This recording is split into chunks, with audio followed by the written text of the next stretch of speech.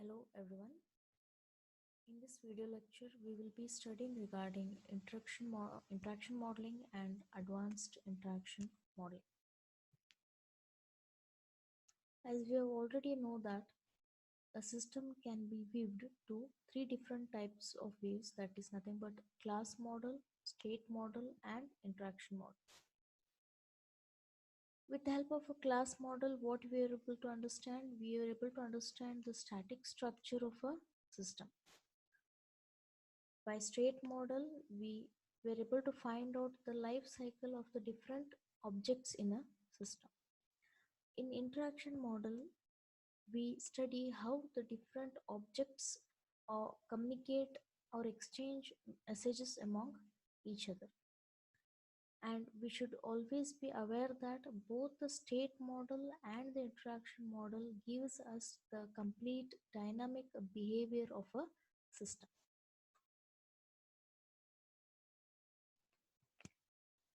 Yes, interaction modeling describes how different elements in an object model interact with each other, how they are communicating with each other with the help of exchanging the messages. And in interaction modeling, there are three types of interaction modeling. There are three types, that is use case diagram, sequence diagram, and activity diagram. Now let us look at the first use case diagram. See, use case diagrams describe how a systems interact with the outside actors. Here in use case, we'll be dealing with two different aspects, that is nothing but a use case and an actor. In detail, we will study what we mean by an use case and what we mean by a actor. Under that, each use case represents a functionality that a system provides to the user, and use cases are helpful for capturing informal requirements. Now let us understand what I mean by informal requirements.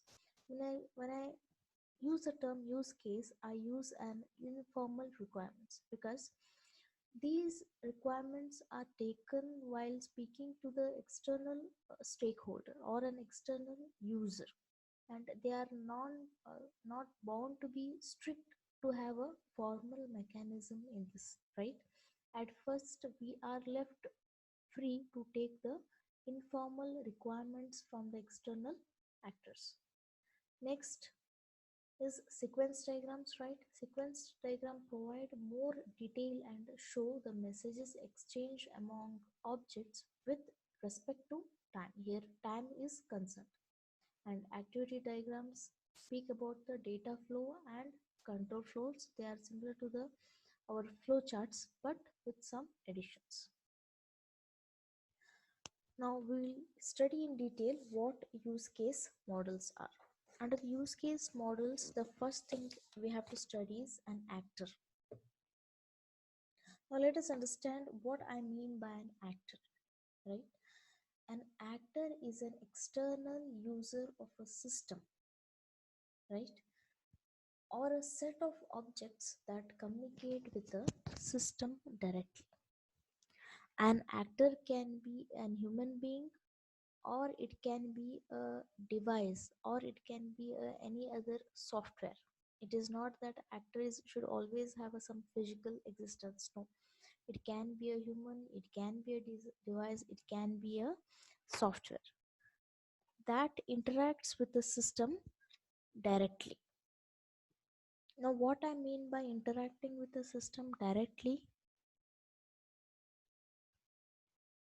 see, it can happen that an actor can interact with the system directly or indirectly. Here, we are not interested in taking those actors which are interacting with the system indirectly. I'm not interested in the actors which are communicating with the system indirectly, because whenever they are communicating with the system, they have to go through these actors. So I'm interested in only those actors, those who are come in communication with the system directly.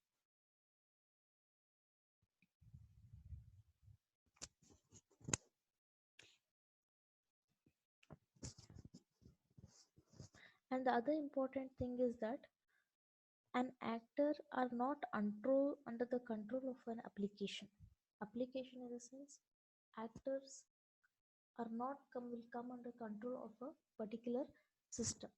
System is nothing but the entire system which I am developing, and each actor represents those objects that behave in a particular way towards the system. So let us now understand with the help of an example what can be an actor, who can be an actor. We can see here a customer and a repair technician of an vending machine. Imagine a scenario where there is a vending machine, right? For that particular vending machine, a customer can be an actor, a customer can be an actor, a repair technician can be an actor, or there is some other actor who is meant to perform some role for that towards that system. Let us see here.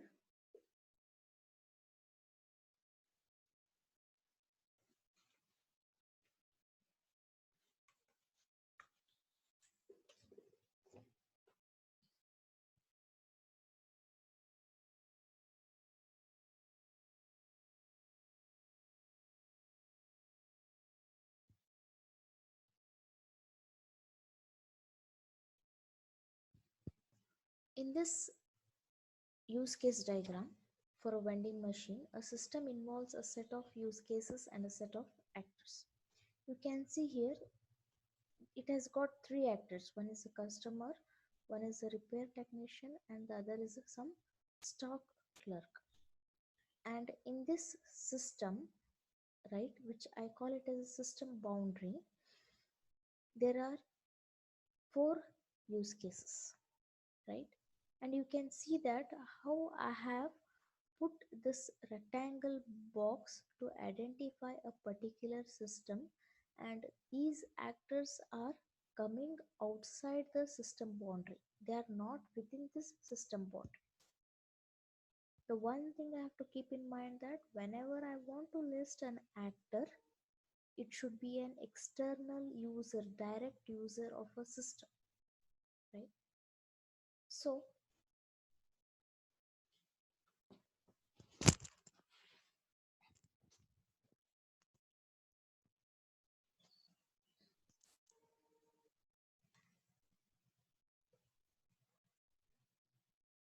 with this,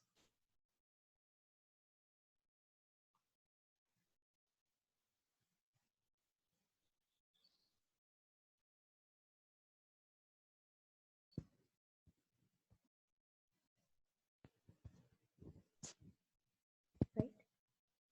So with this, we are getting some idea about what an actor means.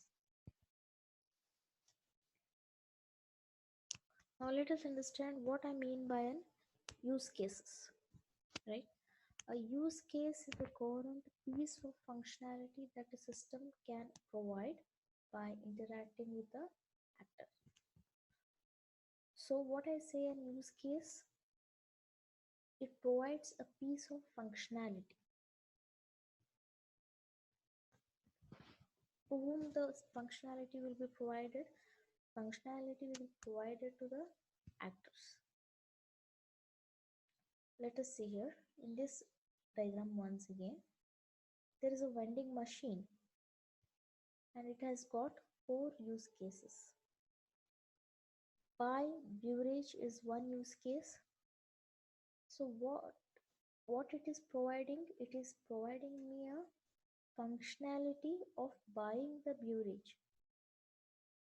To which actor? To a customer actor. A customer actor is associated with a use case to buy that particular beverage. There is another actor called a repair technician.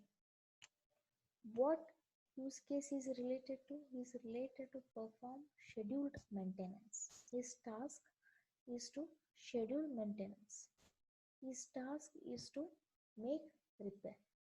In this, an actor called as repair technician is participating more than one use cases. So all these are nothing but the different functionality, the different, in fact, the different roles or different aspects, whatever is happening in a system. And one more thing I have to remember, that use case is functionality which need to be developed, right? I have to develop this functionality. In fact, I have to implement this functionality so that it is it is used by the external users.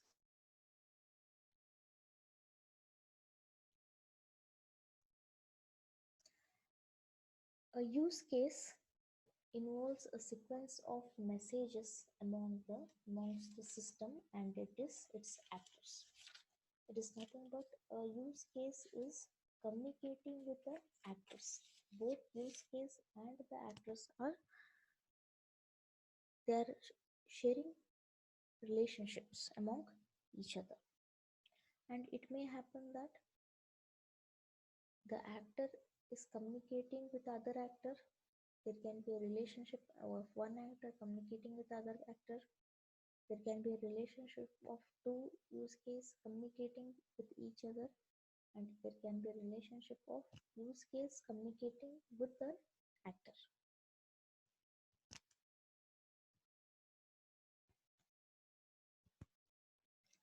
And whenever we are listing use cases, we should also keep in mind that we have to list error conditions as well. While in state diagram, while drawing in state diagram, how we are able to note down or make the error or exception conditions, in use cases also we should catch those exception conditions or error conditions whatever will be happening within the system boundary. And we should never list those functionalities which are not part of a not which will not fall inside a system boundary, because they are not our users requirement, right? Whenever we are listing use cases, it means that well before we have taken requirements from our stakeholders, we have taken requirements from our end users, and after communicating with them, we will be taking those informal requirements and making them as a use cases. So we should not list any of the use cases which are not needed for that particular system, and we have to omit such unnecessary use cases and only write or list those use cases which are necessary for a particular system. See, in this diagram we can see a use case description, right? Just like we can write description for a straight diagram, in this way similarly we are able to write a use case description. You can see here a use case brings together all of the behavior relevant to the a use case brings all the behavior relevant to a slice of a system functionality. So in this use case description, what it is you can see here, it is a template. In this template, what is the first thing is that there is an use case name, and the name of the use case is by a beverage, right? The first thing is use case name. Then the second thing is summary. Here the vending machine delivers a beverage after a customer selects and pays for it. First, let us see what all things are listed in a use case description. Next comes the actors, right? Preconditions, descriptions, exceptions, and post conditions. So let us see first in generic way. Whenever I have been asked, in fact, from use case diagram, I should be in a position to write a particular use case description as well. When I write a particular use case description, then only I'll be clearly able to identify what all functionality that particular use case will be doing. So the formal template is whenever I want to write a use case, first write the use case name, summary, actors, preconditions, description, exceptions, and post conditions. So from that diagram, which we have seen for a vending machine, the first use case was to buy a beverage, right? So I have written the name. This use case description is only for the one use case that is nothing but buy a beverage. For only particular single use case, I am writing a use case description. Please keep in mind. It is not for the entire use case diagram. It is a single use case. I am writing this use case description. So what I have done initially, I have written a use case name that is buy a beverage, then summary. What I am writing in the summary, the vending machine delivers a beverage after a customer selects and pays for it, right? When the customer selects buy a beverage option and inserts some money, then only he will be given provision to take that beverage. And which are the actors which are coming into contact with this particular use case? It's a customer, because a customer is buying a beverage. Next is precondition, right? In this precondition, what is the machine is waiting for money to be inserted, right? In this, before once the money is inserted, then only a customer can buy a beverage. So this is one of the precondition. Next, the description. In this case, the machine starts in the waiting state in which it displays the message enter coins. A customer inserts coins into the machine displays total value of money entered, lights up the buttons for items that can be purchased for money inserted. The customer pushes a button, the machine dispenses the corresponding item and make changes if the cost of the item is less than the money inserted, right? This is the description of that particular use case. So in this, what we are observing, right? The machine starts in the waiting state in which it displays the message first enter coin, and then the money is entered. Then the customer pushes the button. Apart from this, we have to list some exception cases. What can be the possible exception cases? Cancelled. So if the customer presses the cancel button before an item has been selected, the customer's money is returned and the machine resets to the waiting state, right? Even this is a possibility. And the other exception can be out of stock. The other exception can be insufficient money. The other exception can be no change. After that, what we are writing the post conditions, the machine is waiting for money to be inserted. After the completion of this task, whatever this above performed task, then the machine is again waiting for the money to be inserted. So likewise, we are writing the use case description for every particular use case. When we are writing use case description, then only we'll get a clear picture of what are the mainline behavior of that particular main functionality of the use case, what can be the other exception or error conditions that use case will be handled.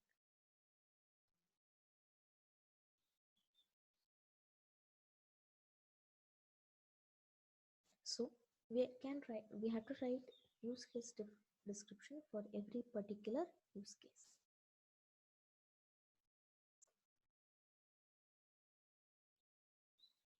Next, we will see use case diagrams.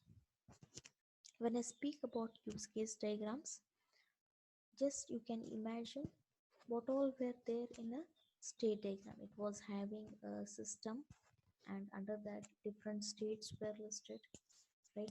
How the states were communicating with each other were listed. Likewise, this use case diagram will be having actors, use case, system boundary, and association. Here,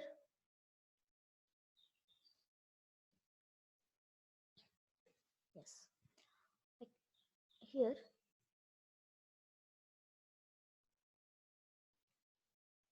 the first thing is that actor, right? In use case diagram, I'll be having an actor. In use case diagram, I'll be having a use case. Next, I'll be having one system boundary.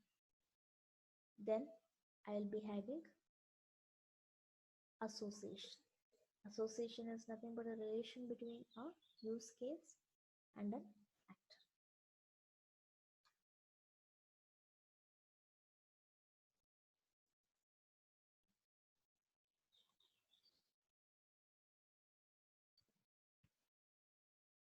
So we have already gone through what we mean by an actor, right? It's a user plays with respect to a system. And we have seen what I mean by a use case. It's a set of scenarios that describing an interaction between a user and a system. A system boundary. That rectangle diagram which you had seen gives us a system boundary. So what I mean by a system boundary,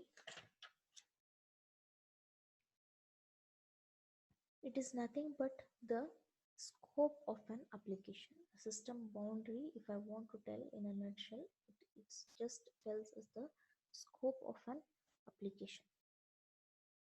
I should know the scope of an application in order to specify its functionalities properly.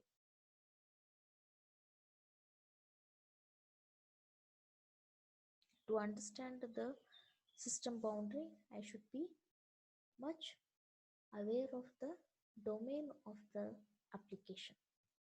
When I am aware of the domain of the application, then I am able to clearly draw the system boundary.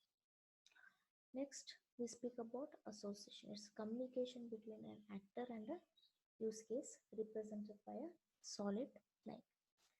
We represent an actor using this symbol of a stick man, and we represent use case using the symbol of this ellipse.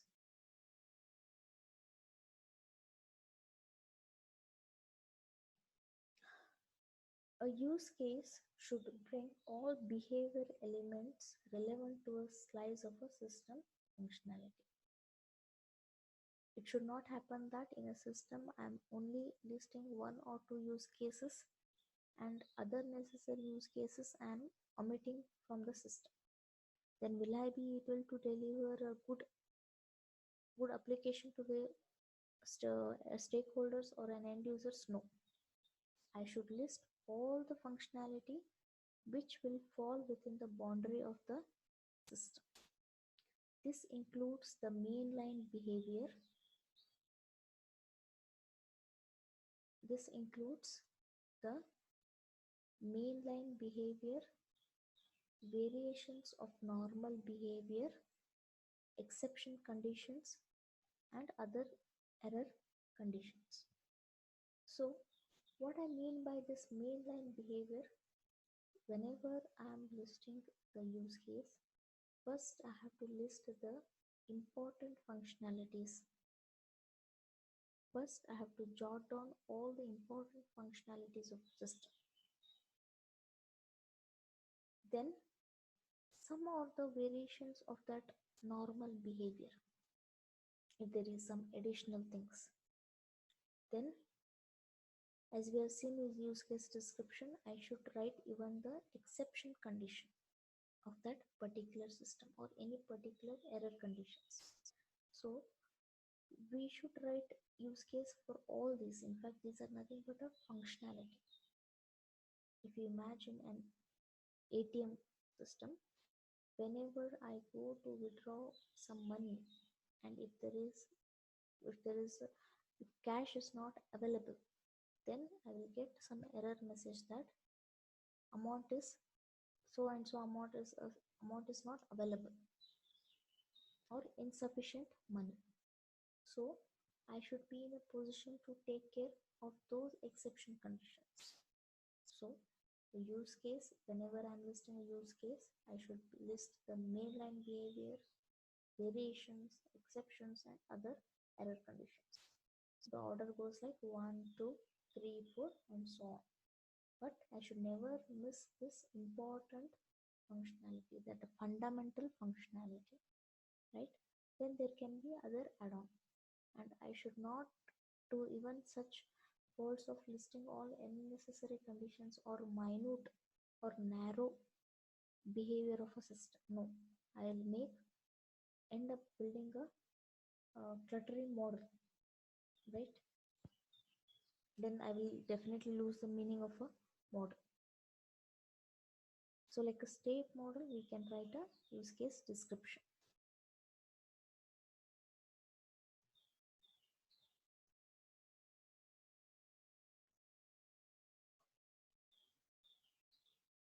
So this is our use case diagram for a vending machine.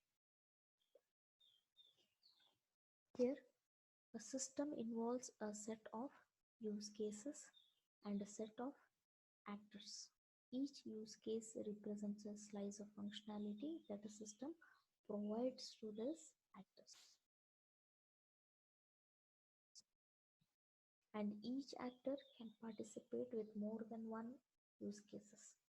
But a single use case should have at least one actor participating with it. If I am having a use case in which no actor is participating or no actor is sharing any relation, then there is no use of listing that particular use case. You can see in this diagram, every actor is participating with every one or more use cases, and there is no use case which is not having any actor. So we should not end up in writing such use case where the actor is not participating with that. Then we'll see some of the guidelines for the use case model. Whenever I am designing a use case model, first I have to determine the system boundary. First, I should understand the scope of an application. When I understand the scope of an application, when I get the domain of that application properly, then only I can write down all the important functionalities that should be provided to the actors. Then I have to ensure that actors are focused. I should ensure that each actor should have some single coherent purpose. If an actor is having multiple purpose, it is better to write or list those actors to two separate actors, two different actors.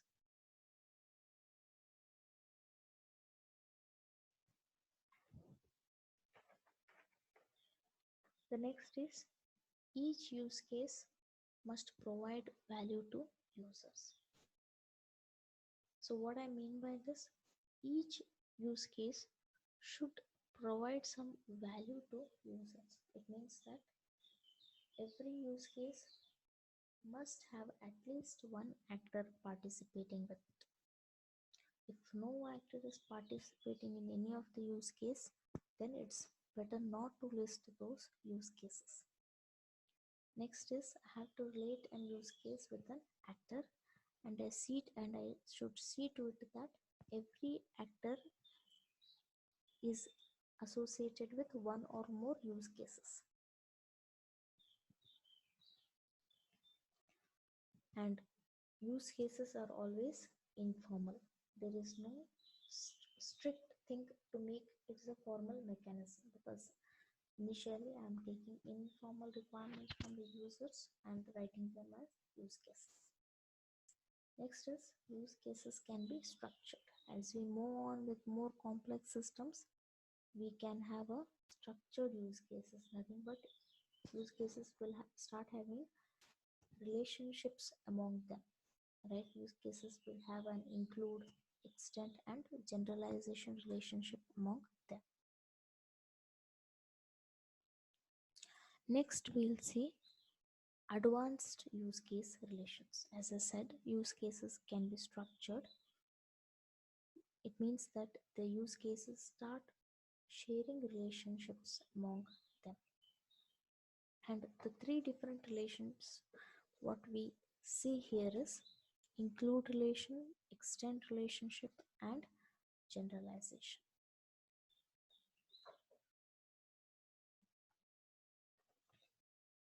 This we see about advanced use case, relation in advanced use case. The first is include relationship among use cases. These relationship, I have to remember, it is between two or more use cases, not with the use case and actor. Whenever I say include relationship, it is between two or more use cases. So when this include relationship will come into picture? Suppose imagine a scenario where there are two use cases, and these two use cases are having some common set of functionalities. When these two use cases are having some common set of functionalities, what I feel that let me write that common functionality so that these two use cases use them together. So what it's doing, it is helping me to save my time. It is nothing but our code reusability, right? Writing a code for a single thing so that two or more things can make use of it, right? So it is really helping me when two or more use cases are having a common set of behavior. Just a minute.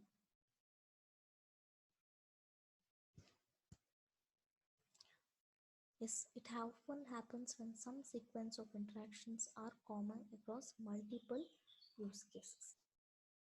In this time, we extract these common sequences as an use case. We then include the use case so formed with the use cases from which they were extracted. Let us see with an example.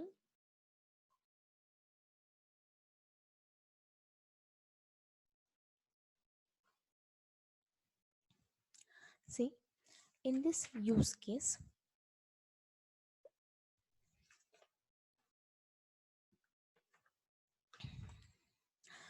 before to that, the UML notation for an include relationship is a dashed arrow from the source use case to the target use case, or the including use case to the included use case. So which will be the source use case? This secure session will be the source use case, and this will be the target use case or included use case, and this will be the including use case. And UML notation is dashed arrow from source to target with this include notation. Here in this online stock brokerage system, you can just refer to a textbook for more detail. In this, a part of secure session is validating the user password, right? Along with that, make trade is also validating the user password. It means that secure session is validating user password. In addition, stockbroker make trade is also validating the uh, validating the password. So this validate password is having some common set of functionality which will be used by both the secure session as well as make trade. So what these two use cases are doing, they are including this common use case behavior. And whenever I'm speaking about include relationship, it means this is mandatory for these two use cases. These validate password is mandatory for secure session and make trade. That's why I'm including this, which is common to two or more use cases.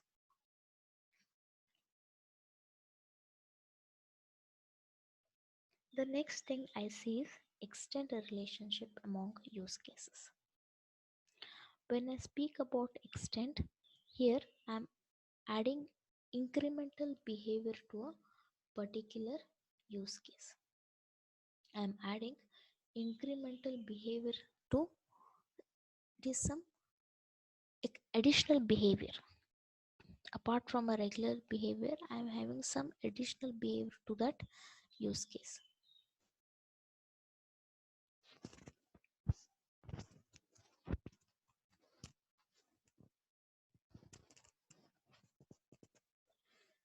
It usually represents the frequent situation in which some initial capability, means some initial functionality, was defined before, and later when some additional features are added, some or there may arise some new features to be added, then the extend the relation or extend use case can help me to add that additional. When I speak about include, then that use case is actually mandatory for that particular use case. But when I speak about extend, some additional behavior is being added to the original use case.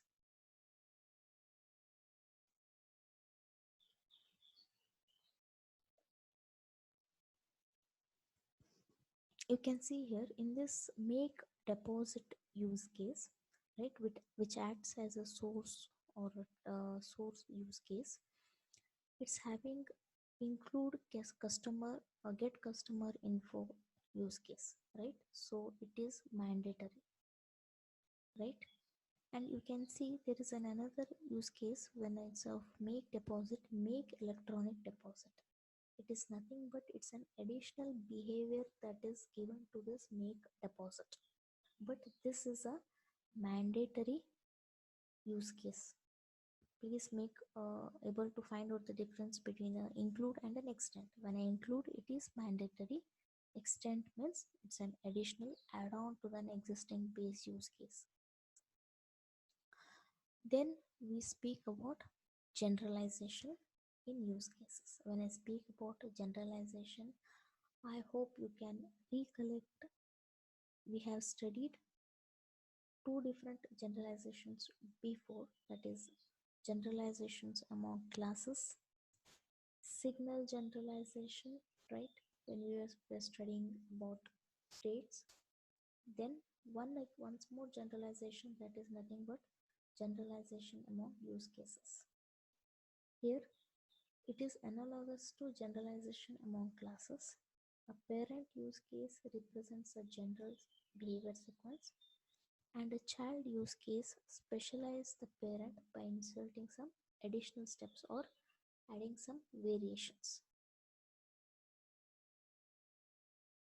And when I speak about generalization, again I have to remember that a parent use case may be an abstract and it is better a parent use case is abstract, and the child use case adds some variations to the parent use case. It's always better to have a parent use case to be an abstract rather than concrete, whereas child use cases should be concrete. It is similar to analogous to the class generalization we have studied.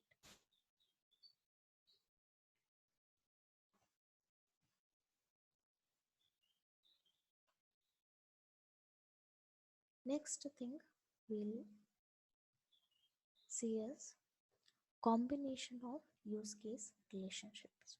See, for a smaller application, we can have just a use case and an actor and a relationship among them. But when our applications goes on becoming complex, right, we the relationships among use cases starts growing. This is where a system in that we have combination of use case relationship. A system can have an include relationship, or a system can have an extend relationship, a system can have a generalization relationship among the use cases. See, this is one example where can see the different combination of use case relationships, and we can see here there are two different actors, that is customer and security exchange.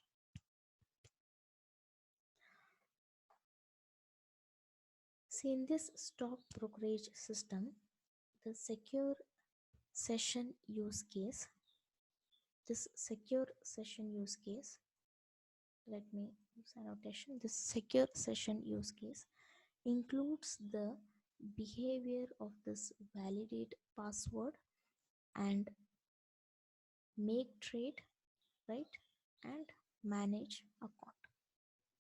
And make trade is an abstract parent use case, right?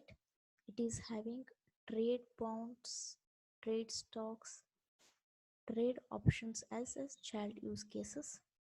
And you can see this trade bonds and margin trading are sharing the extent relationships, right? And there is a customer actor which is interacting with the secure session use case, and security exchange actor is interacting only with the make trade.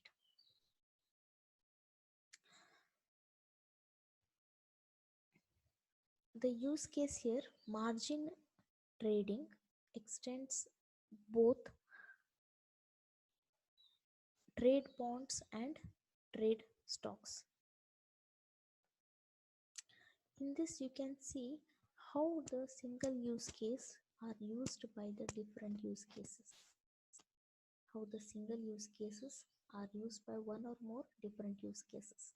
So if I have to change one particular use case, I have to change only at one place, and it will be automatically reflected to the other cases. Suppose it was not sharing this extend or include or generalization relationships, what I would end up? A single change. I have to change it in all the use cases. I hope you are able to get the benefit of the use case relationships. Thank you.